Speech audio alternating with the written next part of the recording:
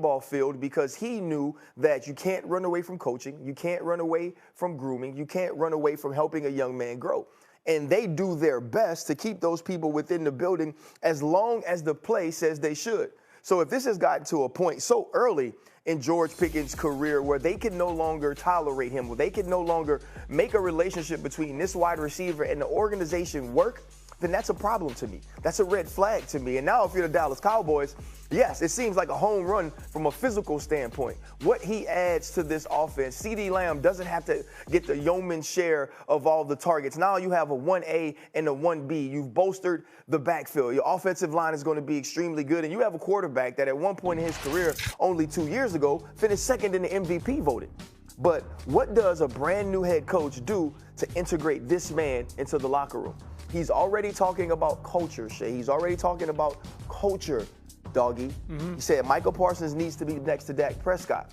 Well, if you're going to do that, George Pickens needs to be in between both of them. Listen, I think on paper, you'd have to say Dallas did a great job here because they gave up draft picks, and he's got the potential at times to be a great receiver. Yes. No question about it. Now, I don't know when his contract's up. This year. So the Steelers don't want to pay $130 million to Metcalf, and they don't want to pay $130 million to Pickens, who's going to want a lot of money. So keep that in mind, too. It's a financial thing. And I do think Rodgers is going to play. I know the owner said at the draft, we are optimistic that Rodgers will decide to play football. So I don't think this is, all's not lost with the Steelers. But this is what it tells you. They obviously got fed up with him. Because he has been one of those guys at times. You almost get the idea that he'd rather catch 10 passes and lose than catch 2 passes and win. And I think as a result of that, that's bothered the coaching staff and Tomlin. And for them to trade him, this is a good organization, for them to trade him would indicate to me that there must be something that we don't see behind the scenes. Stephen A?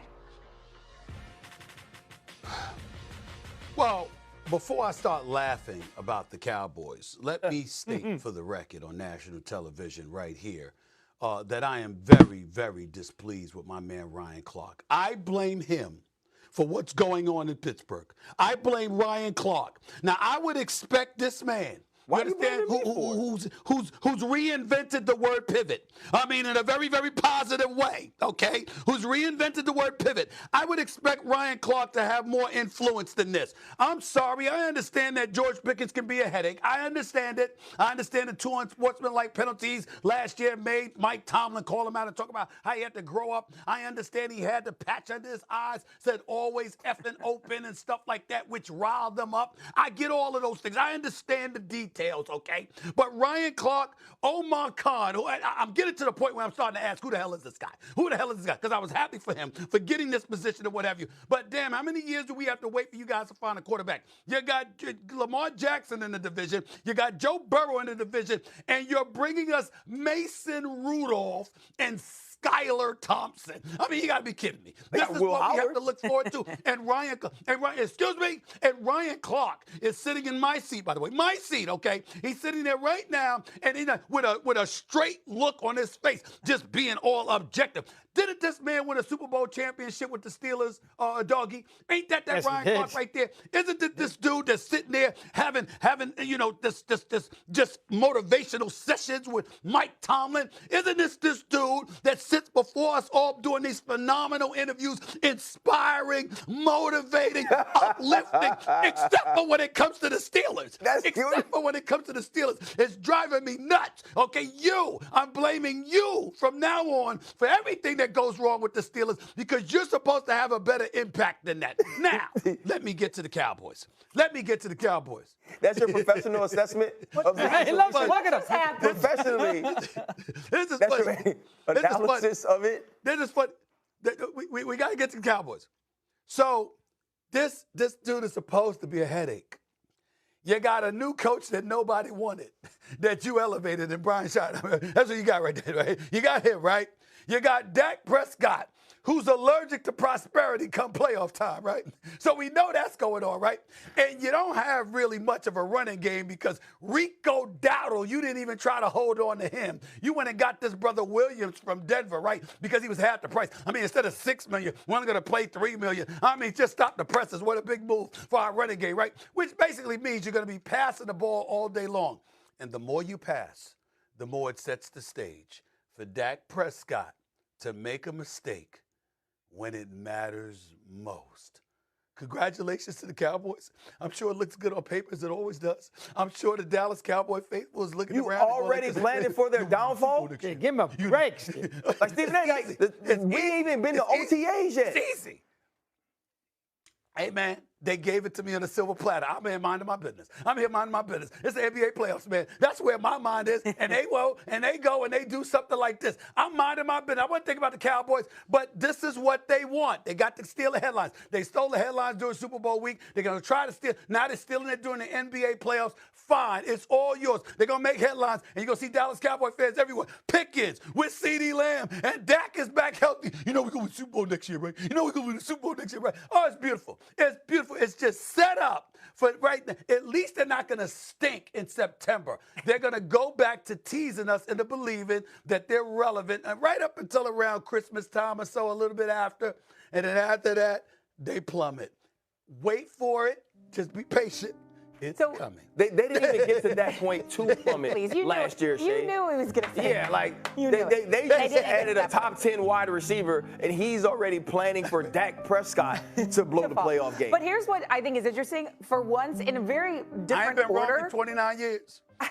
we're all actually in agreement that this move is a little head-scratching, and you started it off saying this is all about the Steelers and what Mike Tomlin has done. Mike Tomlin doesn't just let good wide receivers go to a team like the Dallas Cowboys, okay? Saw it with Chase Claypool, no longer in the league. I saw it firsthand because he went to the Chicago Bears. The headache, okay? The Antonio Brown situation you talked about. And now you have a guy who has been fined 10 times in the last 3 seasons for different infractions on his football team, going to walk into the Cowboys facility with a new head coach and just all of a sudden light the world on fire? It seems highly unlikely. Well, listen, like on the field, it might happen. On the field, this might work. George Pickens is a top 2, top 3, 50-50 ball catcher in all of this league.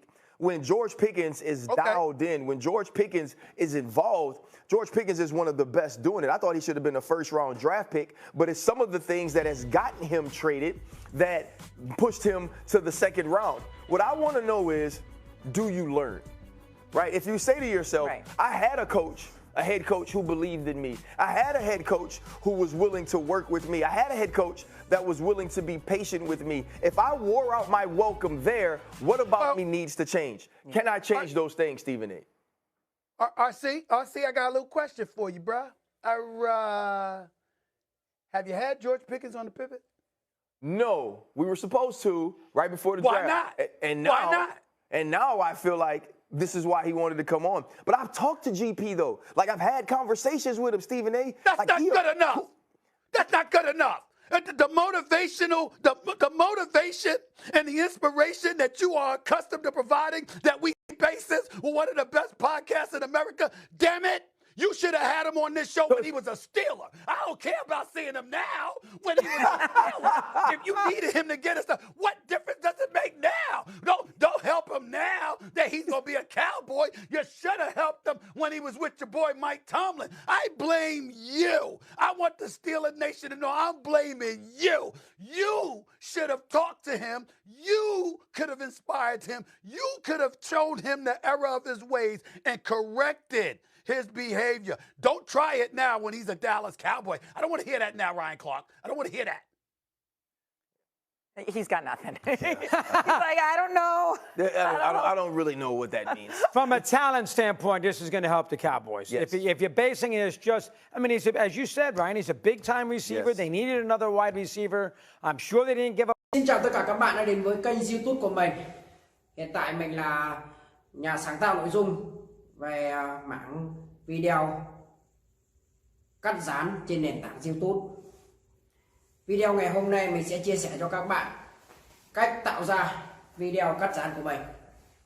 Đây là những sản phẩm của mình tạo ra này. Trước tiên để tạo ra được những sản phẩm cắt dán tuyệt vời, mình sẽ cần những dụng cụ như sau. Đây là giấy thủ công này. Đấy. Rất nhiều màu sắc nha các bạn ạ. Đây là màu cam này. Đây là màu xanh này. Mình đã chuẩn bị rất nhiều màu này. Còn cả còn rất nhiều những dụng cụ như đây là hồ dán.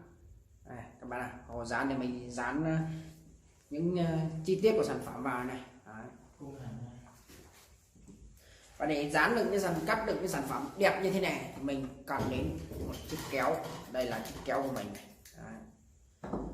Để tạo hình được những hình này thì mình lại cần một cây bút dạ. Đây là cây bút dạ của mình này. Đây, những sản phẩm của mình tạo ra mình vẫn còn lưu giữ tại nơi làm việc đây này. Đây, chiếc máy chơi game của mình như này. Đấy, chiếc cặp đây các bạn này. Mình đã tạo bao la rất nhiều sản phẩm rồi. Và quá trình mình tạo ra sản phẩm này không thể thiếu được một dụng cụ nữa là đây là chiếc